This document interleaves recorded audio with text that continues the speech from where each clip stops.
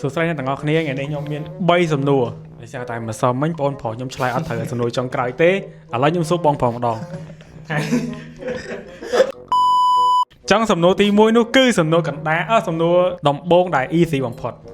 តើខេត្តណាដែលមានដើមឈើច្រើនជាងគេព្រៃវែងត្រឹមត្រូវអូខេដើរឆ្លើយសំណួរហ្នឹងយកលុយចាប់ពុនកូនចឹងចំពោះខេត្តនៅខ្មែរប្រហែលដឹងអស់ហើយឥឡូវចូលដល់ប្រទេសគេម្ដងតើប្រទេសណាដែលក្លៀនជាងគេ Hungary ត្រឹមត្រូវ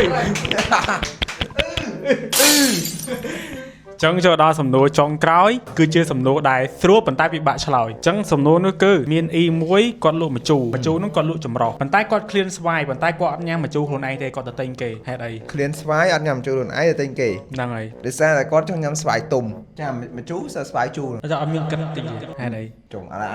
ឡូវមែនអត់ត្រូវទេចម្លើយអត់ត្រូវទេឥឡូវកាត់សិនណាសុំម្ដងទៀត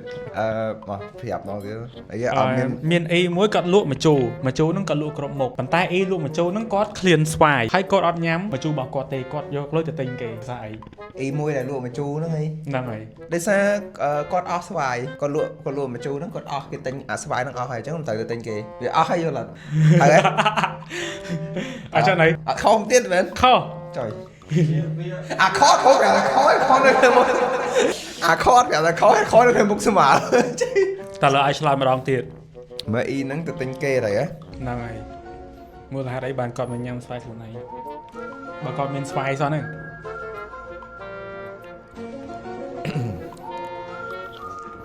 ចម្លើយនៅមាត់ខ្ញុំចុយអូដាក់លេងចឹងដោយសារស្វាយដែលគាត់នេះហ្នឹងគាត់លក់ហ្នឹងគាត់ដាក់ថ្នាំគាត់ដាក់វាអត់ល្អគីមីអញ្ចឹងទៅអញ្ចឹងគាត់ទៅទិញអាល្អអញ្ចឹងទៅ